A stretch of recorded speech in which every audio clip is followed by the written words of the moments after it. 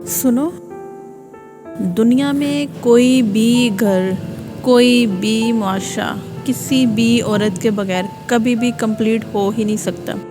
In fact वो घर घर ही नहीं रहता जहाँ पे औरत होती ही नहीं है। एक नॉर्मल सा घर है जहाँ पे एक समझदार बंदी, एक समझदार औरत, एक समझदार बहन और एक समझदार माँ रहती है। वहाँ में उस घर के मर्दों को कामयाबी की तरफ जाते हुए कोई रुकावट कभी भी रोक ही नहीं सकती है। कोई भी नेगेटिविटी, कोई भी नाकामी, कोई भी चीज़ उन घर के मुकीम मर्द हजरात पे कभी भी असर अंदाज हो ही नहीं सकती है। जैसे हमारे बड़े बुजुर्ग आज तक यही कहते आए हैं कि अगर कोई औरत समझदार है तो वो मुर्गी के अंडे से घर बना सकती है, और अगर कोई औरत समझदार नहीं है, वो एक बादशाह की भी बीवी है, तो वो सुई के नक्के में से पूरी जायदाद को गुजार सकती है। मतलब पूरे घर के अच्छे हालात का दारोमदार सिर्फ और सिर्फ एक औरत पे मुनस्सिर करता है। जैसे अभी कुछ हमारी सोसाइटी में, हमारे घरों में, हमारी अपनी बींगा फीमेल बींगा, औरत बींगा, लड़की, हमारी अपनी ज़िंदगियों में इतनी कहानियाँ हैं कि अगर हम किसी एक से भी पर्दा हटाएं तो बहुत लंबा चौड़ा ये ऑडियो क्लिप रिकॉर्ड हो सकता है। लेकिन अभी हम लोग वन बाय वन एक एक कहानी को अपने नाजरीन के सामने लेके आएंगे, अपने सामाइन के सामने लेके आएंगे। लेकिन अभी एक गरीब औरत की कहानी जो कि समझदारी से कैसे अपने घर को लेके चलती है, या वो अपनी समझदारी से कैसे हमें सिखाती है कि कैसे हम एक मिडिल क्लास फैमिली से होके भी, एक मजदूरदार बंदे की बीवी होके भी, एक गरीब माँ, एक हाउसवाइफ, एक नकारा औरत जिसको हाउसवाइफ, जिसको ये कहा जा सकता है कि ये बिल्कुल फारिग है, कुछ नहीं करती हैं, जबकि उनकी ही स्टोरी को हम लोग सामने रखें तो बड़ी चीज़ें, बड़ी समझदारियाँ वो कैसे कुछ ही मिनट की वीडियो में, कुछ ही मिनट की ऑडियो में आप सुन सकते हैं। तो अभी मैं एक गरीब औरत की कहानी, जो कि अभी वो अपनी ज़ुबानी सुनाया करती हैं, कि वो कहती हैं, मेरे घर में जब बेटी पैदा हुई तो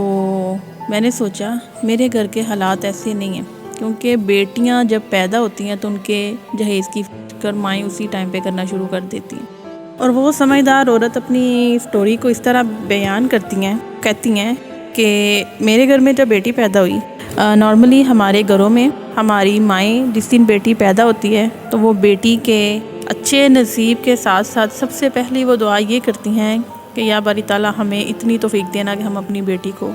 अच्छे से ब्याह सकें। वो आंटी अपनी स्टोरी बताती हैं कि जब उनके घर बेटी पैदा हुई तो उन्होंने सोचा कि मेरे घर के हालात तो इस काबिल नहीं है कि मैं अपनी बेटी को अच्छे से ब्याह सकूं या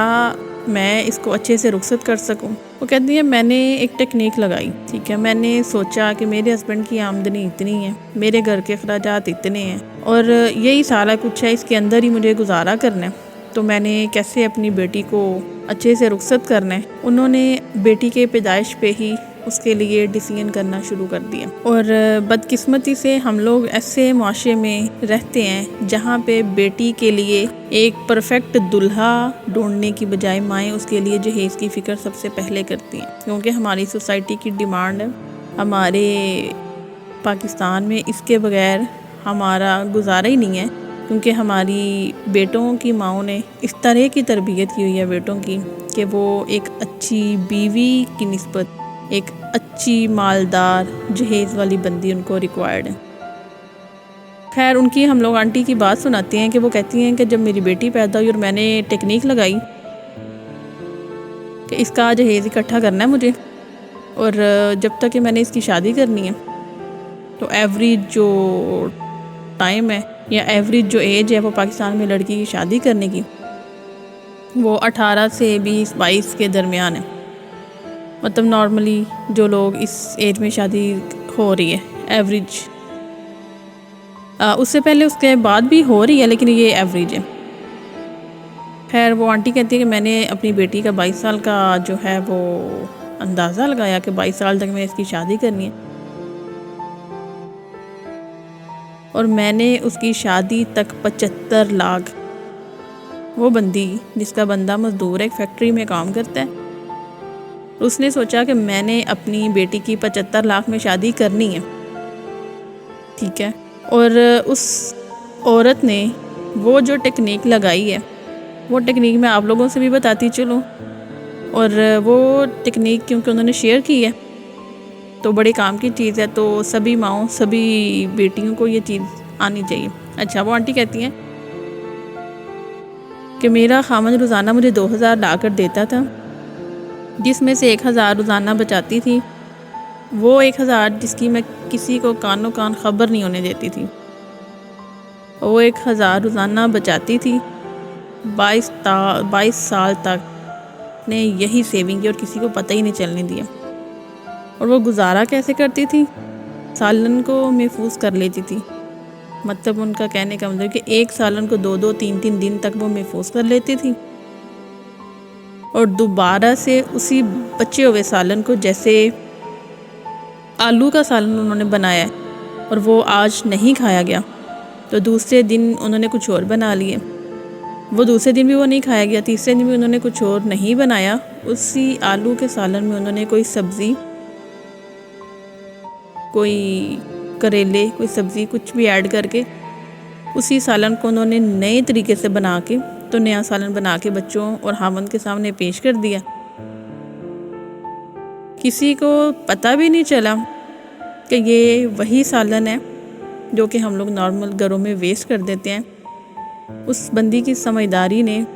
ایک تو اس گھر میں رزق کے ضائع ہونے سے بچایا، کیونکہ ہمارے بھی بڑے بزرگ کہتے ہیں کہ اگر کسی گھر میں رزق کی ناقدری ہوگی تو اس گھر میں پیسے میں یا برکتوں میں کمی ہی ہوگی، ٹھیک ہے۔ تو اس سمجھدار بی بی نے اتنی سمجھداری سے وہ پرانے سالن کو نیا سالن بنا کے کھلا بھی دیا، کسی نے گلا بھی نہیں کیا، اور اس نے بچت بھی کر لی۔ اسی طرح ان آنٹی نے بتایا کہ وہ